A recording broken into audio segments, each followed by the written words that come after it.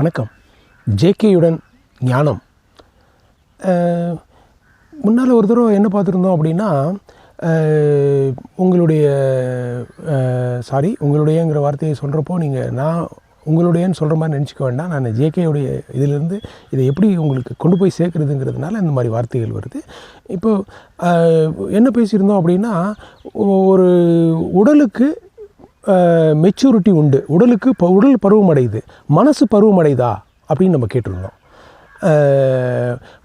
மனசு பருவமடைதா அப்படின்னா மனசு பருவமடைகிறதுக்கான பேசிக் இலக்கு என்ன இருக்குது, அதை நம்ம எப்படி அடைய முடியும்னு கேட்டிருந்தோம். அதை பற்றி நீங்கள் நிறைய திங்க் பண்ணியிருந்திருப்பீங்கன்னு நினைக்கிறேன்.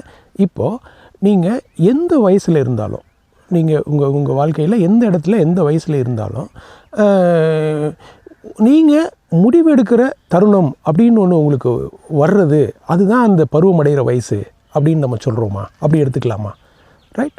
இப்போது ஒரு அன்பான குடும்பத்தில் நீங்கள் இருந்தீங்களே ஆனால், ஒவ்வொரு முடிவு எடுக்கிறதுக்கும் உங்களுக்குன்னு ஒரு சுதந்திரமும் ஒரு நம்ம சூழ்நிலைகளை அறிகிற ஒரு பக்குவமும் உங்களுக்கு ஊட்டப்பட்டுரும். அந்த மாதிரி ஊட்டப்பட்டு நீங்கள் வளர்க்கப்படுற விதம் இருக்கு இல்லையா, அதுதான் ஜேகே சொல்கிற சுய அறிவு, தன்னறிவு, செல்ஃப் நாலேஜ் அப்படிங்கிறது.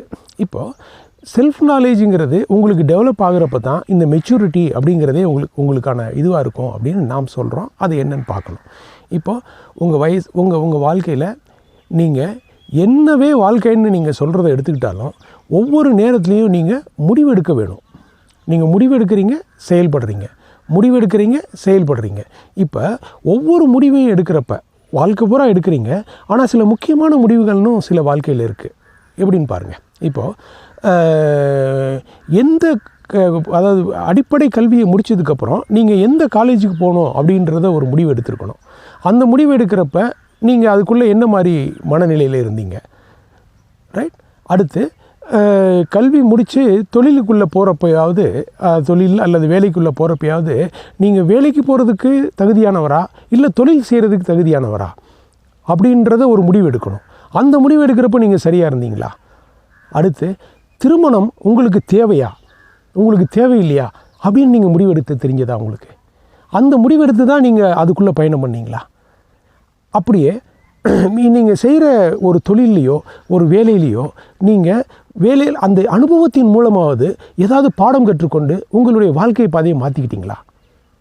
ஓகே. இந்த மாதிரி உங்கள் வாழ்க்கையில் இருக்கிற பல கேள்விகளுக்கான விடை சொல்கிறது தான் என்ன, செல்ஃப் நாலேஜ், சுய அறிவு, தன்னறிவு. இதை பற்றி தான் ஜேகே ரொம்ப இதுவாக சொல்லிக்கிட்டே இருக்காங்க. நம்ம அதை பற்றி தான் தொடர்ந்து பார்க்க போகிறோம். இப்போ ஒரு 2-3 இன்ட்ரோடக்ஷன் இந்த செல்ஃப் நாலேஜினுடைய அவேர்னஸ் இல்லாமல் நம்ம எப்படி இருக்கோம். இப்போ நம்ம பள்ளிகள்லாம் ஏன் செல்ஃப் நாலேஜஸ் எல்லாம் நம்ம எடுத்து வைக்க மாட்டேங்கிறாங்க? இப்போ ஜேகே ஸ்கூல்ஸில் செல்ஃப் நாலேஜ் தான் பேஸ்.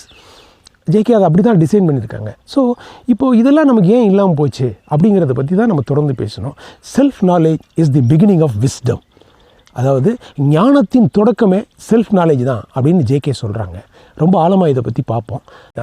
இப்போ அதனால தான் அதில் என்ன பார்த்தோம், self knowledge is beginning of wisdom அப்படின்னு பார்த்துட்டோம்.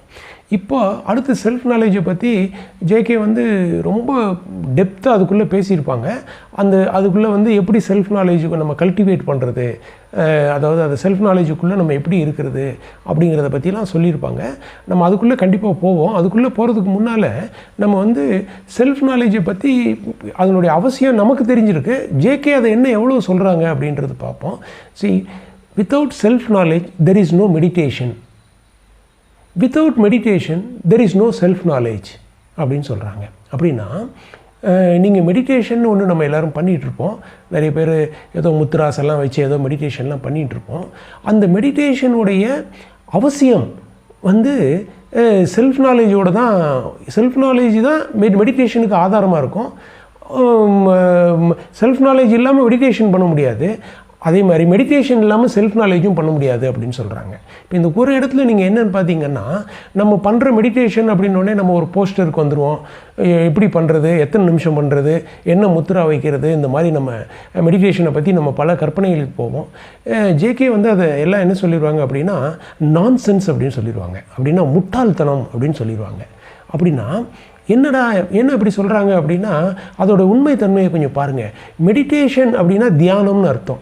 தியானம் வந்து எப்போவுமே தியானம் செய்கிற ஒருத்தர் தியானம் செய்ய சொல்லி நம்மக்கிட்ட சொல்கிறாரு. அப்படின்னா உங்களுக்குள்ளுக்குள்ளே ஒருத்தர் இருந்து அவர் உங்களை தியானம் பண்ண சொல்கிறாரு. எப்போ உங்களுக்குள்ளுக்குள்ளே ஒருத்தர் இருந்து தியானம் பண்ண சொல்கிறாரோ அப்போ அது தியானமாகவே ஆகாது. வித்தவுட் தி அப்சர்வர் அப்போ தான் மெடிடேஷனே நடக்கும். அப்படின்னா உங்களுக்குள்ளே ஒருத்தர் இருந்து தியானம் பண்ண சொல்கிறப்ப அது தியானமே கிடையாது. அது வந்து நீங்களே பண்ணிக்கிற ஒரு செல்ஃப் ஹிப்னாட்டிஸ் மாதிரி ஒரு விஷயம். ரைட், அதுக்குள்ளே நம்ம டீட்டெயில் அப்புறம் போவோம். ஸோ இப்போ மெடிடேஷனுடைய அவசியமே செல்ஃப் நாலேஜில் இருக்குதுன்னு ஜேகே சொல்கிறத நீங்கள் நம்ம தயவுசெய்து ஆழமாக பார்க்கலாம். ரைட், செல்ஃப் நாலேஜ்னால் என்ன அப்படிங்கிற கேள்விக்கு ஜேகே என்ன சொல்கிறாரு, aware of the whole being of one self is self நாலேஜுங்கிறார். அதாவது நம்மளை பற்றிய முழுமையான விஷயங்களுடைய அந்த புரிதல், அந்த ஒரு தெரியும் தன்மை, அந்த ஒரு நிலை தான் செல்ஃப் நாலேஜ் அப்படின்னு சொல்லி சொல்கிறாங்க. ரைட், இப்போது இதன் மூலமாக செல்ஃப் நாலேஜினுடைய அவசியத்தையும் இதுவும் சொல்லிட்டாங்க. அப்புறம் செல்ஃப் நாலேஜினால் என்ன நடக்கும் அப்படிங்கிறத ஜேகே சொல்கிறாங்க.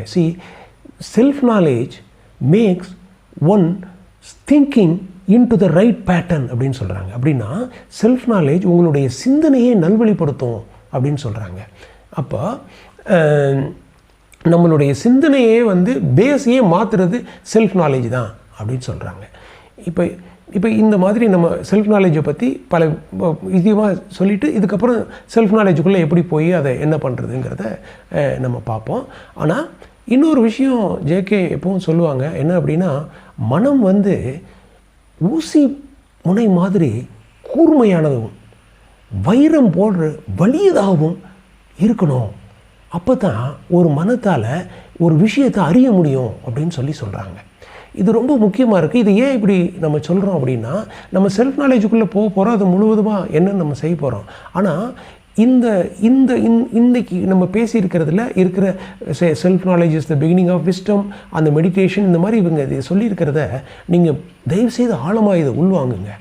அதாவது இந்த வரிகளுக்குள்ளேயே ஜேகே என்ன சொல்லிட்டாங்கன்னா, செல்ஃப் நாலேஜை பற்றிய முழு புரிதலையும் சொல்லிட்டாங்க. இப்போது நம்ம தெரிஞ்சுக்க வேண்டியது என்னென்னா, நம்மளுடைய மனம் எல்லாத்தையும் கூர்மையாக வச்சுக்கிட்டா இப்போ இதில் என்ன ஜேகே சொல்லியிருக்காங்களோ அதுதான் செல்ஃப் நாலேஜ். ஸோ அதை நீங்கள் நம்ம கொஞ்சம் கவனம் எடுத்து பார்க்கலாம். அதை என்ன சொல்லியிருக்காங்க, அது என்ன, ஏன் இப்படி சொல்கிறாங்கன்றதை பற்றி நல்ல ஆழமாக நம்ம சிந்திக்கலாம். அடுத்த ஒரு 2-3 இன்ட்ரொடக்ஷன்ஸு இதுகளுக்குள்ளே நம்ம செல்ஃப் நாலேஜை நம்ம பீயிங்குள்ளே கொண்டு வருது அப்படிங்கிறது மிக தெளிவாக ஸ்டெப் பை ஸ்டெப்பாக பார்த்துருவோம். தேங்க்யூ.